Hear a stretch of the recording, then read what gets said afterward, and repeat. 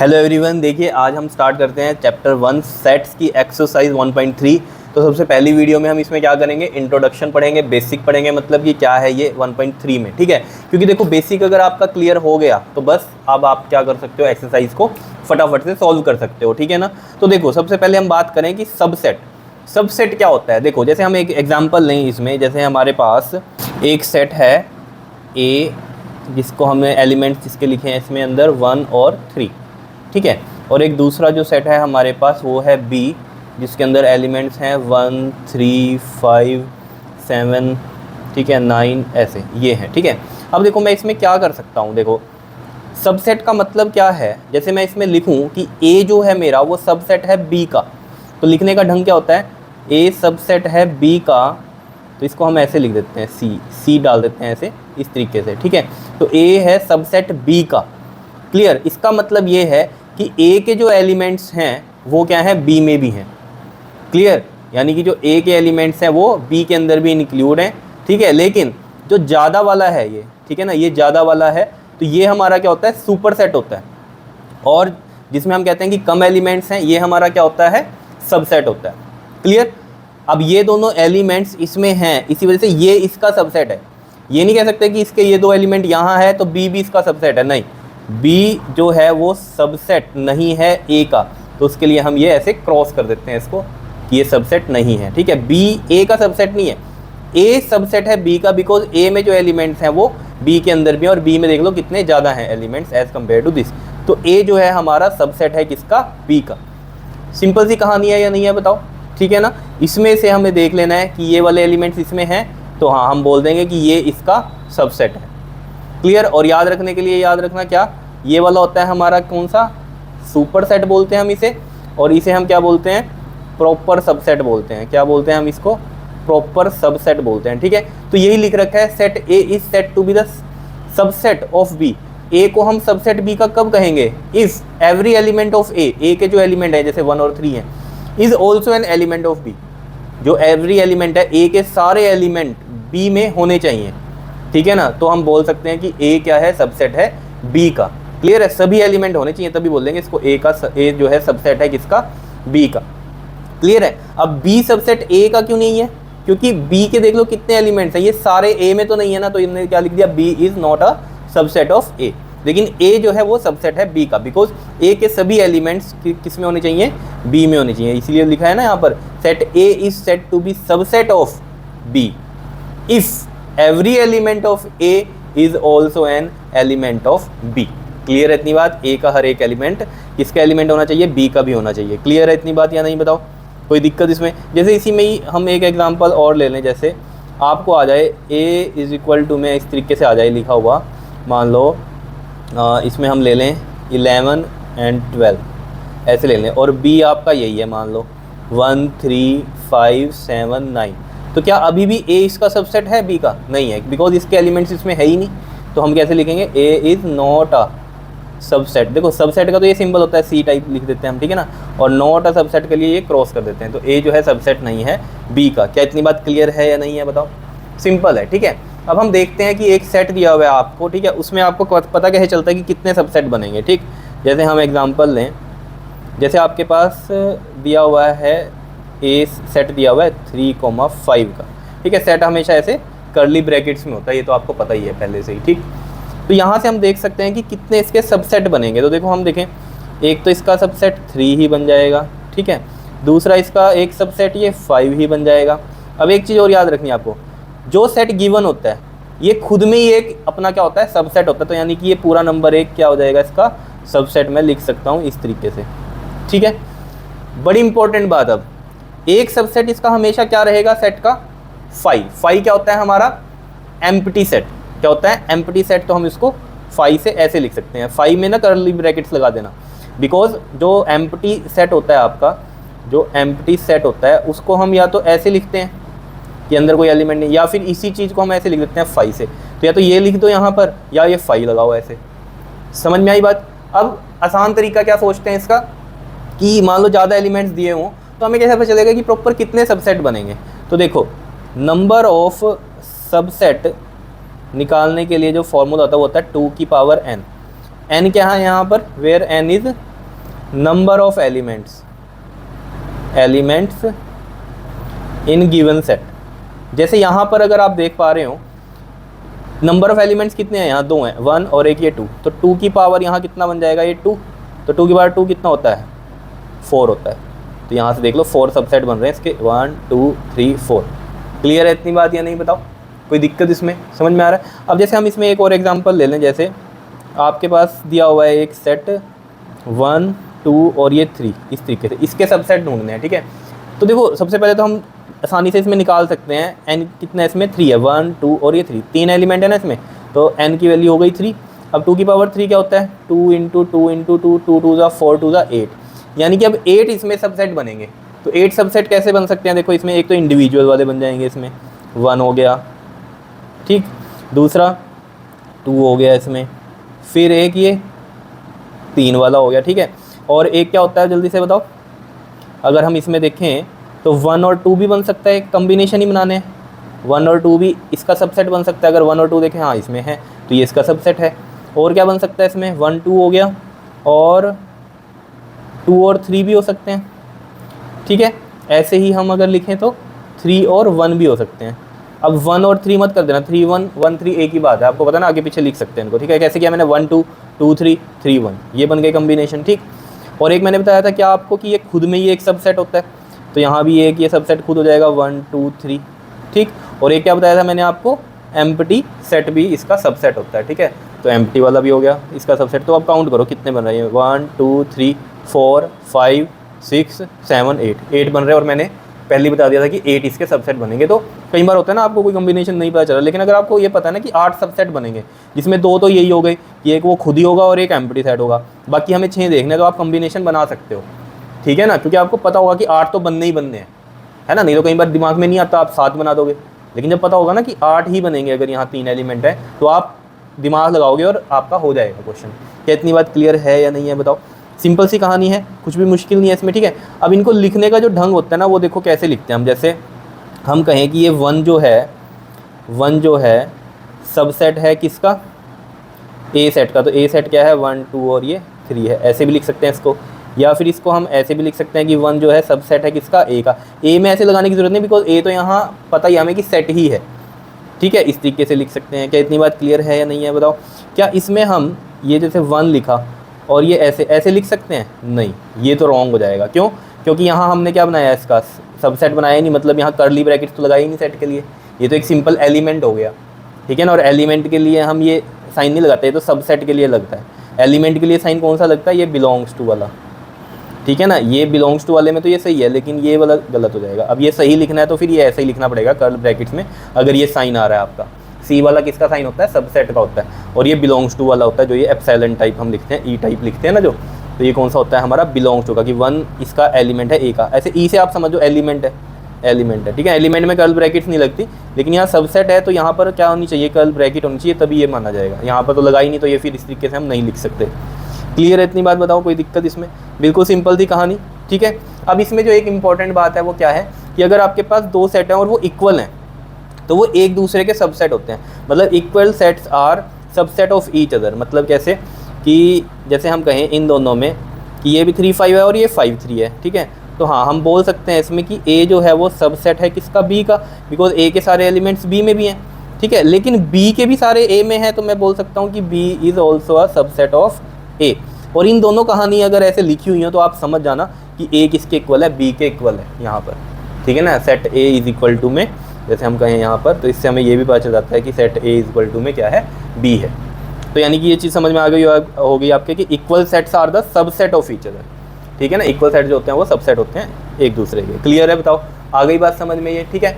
अब बात करते हैं हम यहाँ पर subset of set of real numbers. देखो जो रियल नंबर्स का सेट होता है, ठीक है, उसके कितने सबसेट बन सकते हैं। देखो पहले तो हमें ये पता होना चाहिए कि जो रियल नंबर्स होते हैं आपके पास, ठीक है, जिसको हम यहाँ आर से लिखते हैं, ये डिवाइड हो जाते हैं यहाँ पर आपके रैशनल नंबर्स में और इरेशनल नंबर में। पता है ये आपको, ठीक है ना। ये क्लास 10th में भी आपने पढ़ रखे हैं। रैशनल तो आपको पता ही है क्या होते हैं, p/q की फॉर्म में होते हैं, जिसमें कि q is not equal to 0 होता है आपका, पता ही है आपको, जैसे 2/5 5/3 या -5/2, है ना। कुछ भी एग्जांपल आप ले लो। इरेशनल नंबर में आपको पता है √3, √2, पाई हो गया, ये सब वैल्यूज़, जैसे कि हमारा √3 की वैल्यू क्या होती है 1.732 एंड सो ऑन चलती रहती है, √2 की 1.414 एंड सो ऑन चलती रहती है, पाई की भी 3.14 एंड सो ऑन चलती रहती है। वो अलग बात है, हम ले लेते हैं इनको यहाँ तक, लेकिन ये तो चलती रहती है वैल्यूज़, ख़त्म ही नहीं होती। तो ये इरेशनल नंबर्स होते हैं हमारे। फिर रैशनल अगर हम देखें फर्दर जो डिवाइड होते हैं हमारे पास, देखो ये तो हमें पता है, ये तो फ्रैक्शन में आ गए, ठीक है ना।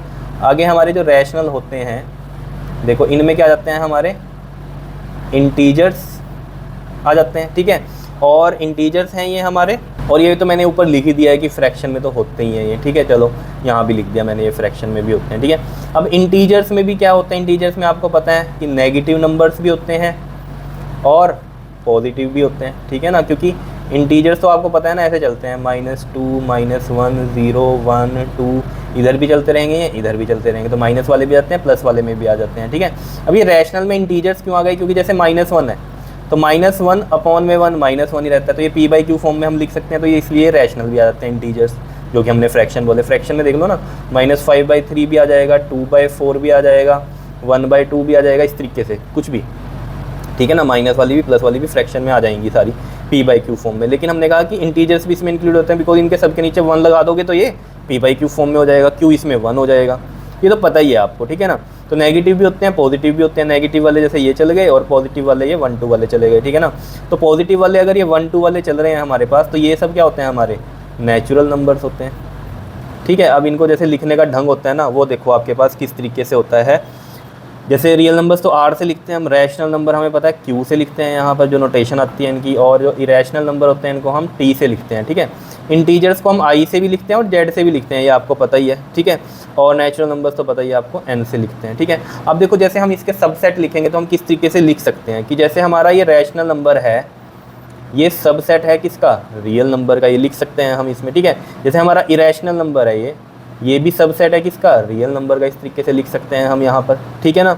दूसरा और क्या लिख सकते हैं, जैसे हमारा जैसे इंटीजर्स है, ठीक है ना। इंटीजर्स जो हैं वो रैशनल नंबर में आ रहे हैं ना, ठीक है। रैशनल नंबर में हम बोल सकते हैं कि इंटीजर्स जो हैं वो भी हमारे रैशनल नंबर ही होते हैं, लेकिन ये बड़े नंबर हैं रैशनल वालों में, तो सब कुछ ही आ गया। इंटीजर्स में सिर्फ ये आते हैं, लेकिन ये भी रैशनल में काउंट कर लेते हैं, तो हम बोल सकते हैं कि जो इंटीजर्स हैं हमारे Z या I से लिख दो, ये जो हैं सबसेट हैं किसके, हमारे पास रैशनल नंबर के। और क्या लिख सकते हैं हम इसको, ये रियल नंबर में तो आ ही रहे हैं, तो रियल नंबर में भी लिख सकते हैं हम इसको। क्या इतनी बात क्लियर है, बताओ समझ में आ रही है कि क्या कहानी है ये, ठीक है। अब जैसे हमारे ये नेचुरल नंबर्स हैं जिसको हमने n से लिखा, ठीक है, ये हमारे इंटीजर्स में आ रहे हैं, तो मैं ऐसे लिख सकता हूँ ना, क्योंकि इंटीजर्स में ये भी आ रहे हैं ना, देखो -1, -2 और ये 1, 2 प्लस के भी आ रहे हैं, तो ये वाले इसमें इंक्लूड हो रहे हैं नेचुरल नंबर्स। तो हम बोल सकते हैं कि नेचुरल नंबर जो है वो सबसेट हैं किसके, इंटीजर्स के। क्लियर है। और क्या लिख सकता हूँ मैं कि नेचुरल नंबर देखो इंटीजर्स में आ रहा है, इंटीजर्स रैशनल में आ रहा है, तो मैं ऐसे भी लिख सकता हूँ कि नेचुरल नंबर जो है सबसेट हैं किसके, रैशनल नंबर्स के। नेचुरल नंबर जो है सबसेट हैं किसके, रैशनल नंबर के, ये भी लिख सकता हूँ मैं यहाँ पर, क्या नहीं बताओ। और नेचुरल नंबर्स जो हैं वो सबसेट हैं रियल नंबर्स के, तो इसमें रियल नंबर में तो सब कुछ आ जाता है, तो हम बोल ही सकते हैं, या नहीं बताओ, ठीक है।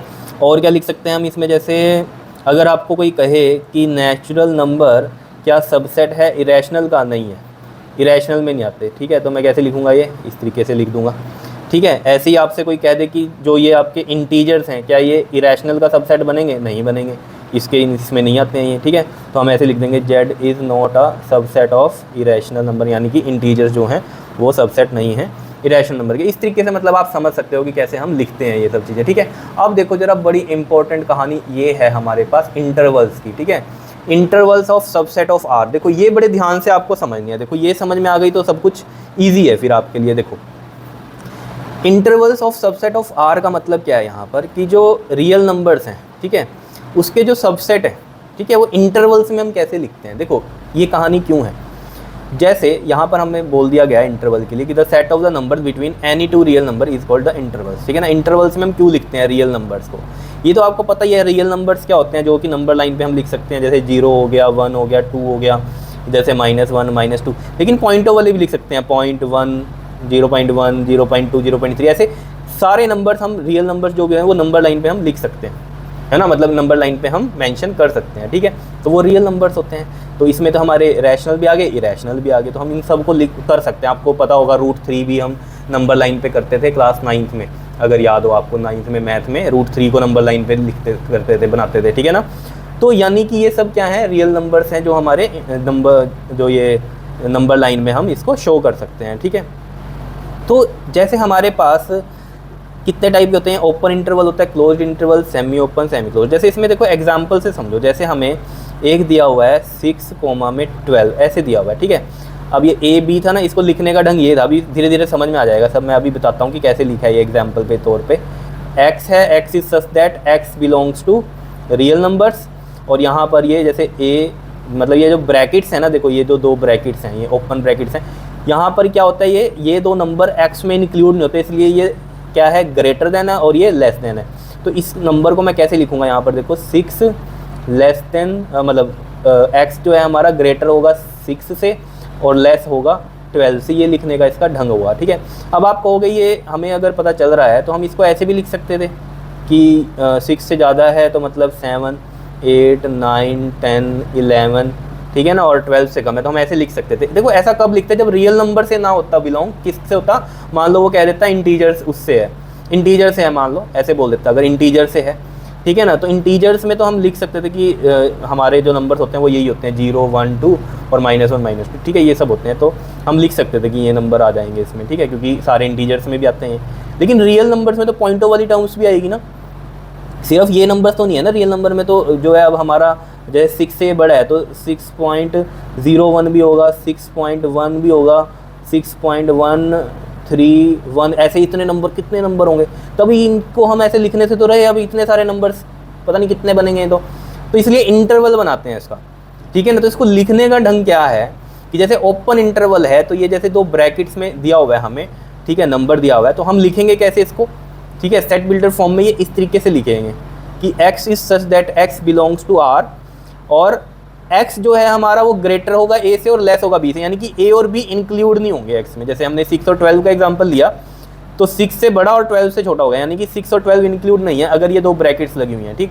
इसको देख के भी मैं ये बना सकता हूँ, अगर ये यहाँ इससे ग्रेटर है और इससे लेस है, मतलब मेरे को साफ चल रहा है ये इंक्लूड नहीं है, तो दोनों साइड ऐसी ब्रैकेट्स आ जाएंगी। जैसे अब आगे समझो, जैसे ये क्लोज इंटरवल की कहानी है, ठीक है, यहाँ a, b के लिए देखो ब्रैकेट्स ये क्लोज्ड वाली डालनी है। इसमें कैसे लिखा इसको, x is such that x belongs to r, और x की कहानी देखो क्या है, greater than equal to a and less than equal to b, मतलब क्या a और b इंक्लूड किए हैं। जैसे मैं आपको बताऊं यहाँ पर 6 और 12 की कहानी है, ठीक है, एग्जाम्पल के तौर पे, तो हम बोलेंगे x is such that x belongs to r real numbers में, तो जो x है हमारा वो ग्रेटर देन इक्वल टू है 6 से और लेस देन इक्वल टू है किससे, 12 से। तो अब अगर हम इसमें इंक्लूड करेंगे तो देखो ये कैसे चलेगा, 6 भी इंक्लूड होगा और आगे 6.01, 6.03, 6.1 ऐसे सोन, पता नहीं कितने नंबर्स चलेंगे, और लास्ट में हमारा 12 भी इंक्लूड होगा ही होगा, ठीक है। लेकिन ये इंटरवल्स में क्यों हम लिख रहे हैं, ऑब्वियस बात है, ये वैल्यूज़ कितनी लिख पाओगे आप, है ना। इंटीजर होता तो हम लिख देते हैं इसमें 6, 7, 8, 9, 10, 11, 12 तक जाता अगर ये हमारी कंडीशन थी, ठीक है ना। तो मेन यहाँ मुद्दा क्या है कि एक तो इंटरवल में हम लिखते हैं, क्यों लिखते हैं, क्योंकि हम सारे नंबर्स यहाँ लिख नहीं सकते अगर रियल नंबर है, रियल नंबर में तो पॉइंट ऑफ व्यू की भी वैल्यू आती है। दूसरा ये जो क्लोज ब्रैकेट है इसका मतलब क्या है कि 6 और 12 इंक्लूड है, एक्स में क्या है 6 और 12 इंक्लूड है, ओपन ब्रैकेट्स हैं ये, तो मतलब क्या है 6 और 12 इंक्लूड नहीं है, तो ये देख लो ये ग्रेटर देन के लिए लिखते हैं और ये हम लेस देन, तो ऑब्वियस बात है इन नंबर्स जब हम एक्स के यहाँ देखेंगे तो 6 और 12 होगा ही नहीं। लेकिन जब ये क्लोज ब्रैकेट है इनका मतलब ही क्या है कि 6 और 12 इंक्लूड है, तो यानी कि यहाँ साइन क्या आ गया हमारा, ग्रेटर देन इक्वल टू और लेस देन इक्वल टू का आया। क्या इतनी बात क्लियर हुई, समझ में आई, बताओ आई समझ में। अब जैसे इसी में ही हमारा अगर हो जाता ये माइनस में हो जाता, मान लो अगर होता -2 और इधर हो जाता हमारा 4, ठीक है, तो इसको हम ऐसे लिखते, देखो x is such that x belongs to r, और ये हम लिखते x जो है ग्रेटर देन इक्वल टू -2 और जो है हमारा लेस देन इक्वल टू किसके है, 4 के है, इस तरीके से लिखते। इसमें क्या है मतलब -2 से ये शुरू होता, क्योंकि ग्रेटर देन और इक्वल टू भी है तो -2 से शुरू होता, और यहाँ पर किस में जाता है ये, इधर सोचो बताओ, इधर चलता है ये, फिर क्या आना था इसमें -1 आता, ठीक है ना। तो -1 हम इसमें लिख सकते हैं 0.02, -1.04, ऐसे सोन करते करते हमारा ये 4 तक जाएगा, ठीक है ना, समझ रहे हो।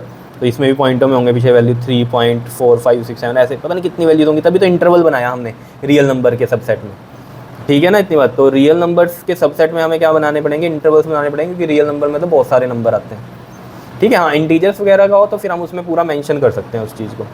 ठीक है, तो ये चीज़ समझ में आई आपको। इंटरवल्स में ये ब्रैकेट्स का बड़ा इंपॉर्टेंट रोल है। ये है क्या, अगर जहाँ भी ये आ जाए तो मतलब क्या है 6, क्या अगर ये वाली ब्रैकेट आ जाए तो मतलब क्या है 6 इंक्लूड नहीं है, ठीक है। ये वाली ब्रैकेट आ जाए तो मतलब ये इंक्लूड है नंबर। तो अब देखो जैसे यहाँ पर चलेंगे सेमी ओपन, तो जहाँ पर जैसे A, B लिखा ना, तो ये ब्रैकेट यहाँ ये वाली लगाई है और यहाँ ये क्लोज वाली लगाई है।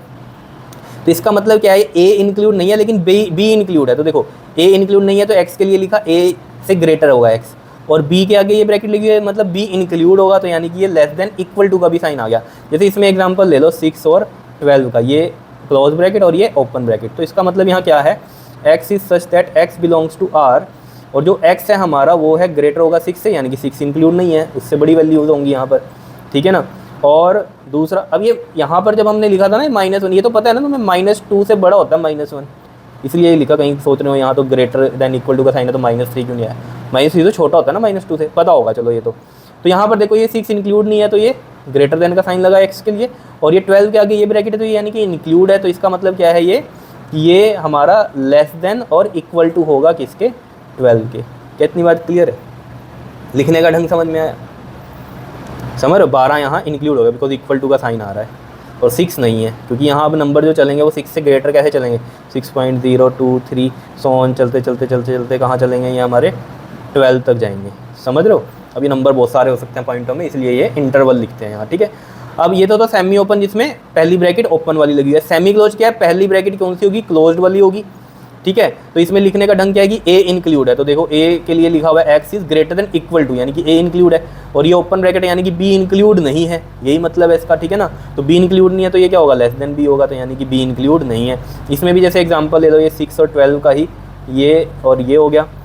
तो देखो x is such that x belongs to R, और यहाँ हम लिख सकते हैं x के लिए ये होगा हमारा greater than equal to 6 and less than 12 होगा।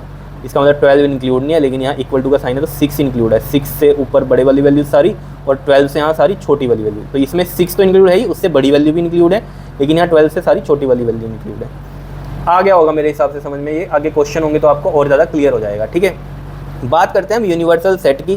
देखो तो यूनिवर्सल सेट क्या होते हैं, देखो जैसे हमारे पास एग्जांपल में समझो, जैसे एक A सेट जो दिया हुआ है हमें, वो दिया हुआ है 1 और 2 का, और जो B है सेट वो दिया हुआ है 1, 2 और 3 का, ठीक है। तो अब यूनिवर्सल सेट क्या है, जिनमें से ये सारे आए हैं एलिमेंट, ठीक है। जैसे हम कहेंगे U से हम इसको लिखते हैं यूनिवर्सल सेट को, ठीक है। तो इसमें जैसे हमारे नंबर्स हो गए 1, 2, 3, 4, 5, 6 ऐसे, तो ये यूनिवर्सल सेट हो गया इन दो के लिए, बिकॉज ये दोनों ही इसमें से आए हैं, ठीक है ना। तो ये यूनिवर्सल सेट हो गया। जैसे और एग्जांपल लो, जैसे हम इसमें लें A हमें दिया हुआ है जैसे सैटरडे संडे, तो यूनिवर्सल सेट क्या बनेगा इसका, यूनिवर्सल सेट क्या बनेगा, देखो ऑब्वियस वाला सैटरडे संडे किसके, वीक डेज में से ही आए हैं, ठीक है। तो वीक डेज क्या हो जाएंगे, सारे यूनिवर्सल सेट हो जाएंगे, Monday, Tuesday, Wednesday, Thursday, Friday, फिर सैटरडे एंड संडे, पूरा लिख लेना खुद से। तो यहीं से तो आए हैं सैटरडे संडे, तो ये यूनिवर्सल सेट है हमारा। ये क्या है, इसका जो A है हमारा वो क्योंकि इसमें से बना है तो ऑब्वियस बात है U हमारा यूनिवर्सल सेट होगा। तो ये चीज़ समझ में आई। तो यही लिख रखा है, universal set is the set of all elements under consideration. तो यूनिवर्सल सेट वो है जिसमें सारे एलिमेंट्स आ जाएं, जैसे ये थे ना, इसके सारे एलिमेंट्स इसमें आ गए तो ये यूनिवर्सल सेट हो गया। ये है जैसे, तो इसके सारे एलिमेंट्स आ जाएँ, तो ये देख लो, ये तो पूरा बड़ा हमारा सेट है, तो इसमें ये सारे आ ही गए हैं इसके, ठीक है। तो ये यूनिवर्सल सेट हो गया। क्लियर है, इतनी बात समझ में आई, ठीक है। तो ये था इसमें बेसिक इस एक्सरसाइज का, ठीक है। अगर ये आपको समझ में आ गया ना तो अब आप इसके क्वेश्चन कर सकते हो बहुत ही ईजी वे में, ठीक है। तो ये आप नोट कर लेना अच्छे से, ठीक है। तो मैं नेक्स्ट वीडियो में इसके क्वेश्चंस करवाता हूँ। क्लियर, ओके जी, थैंक यू।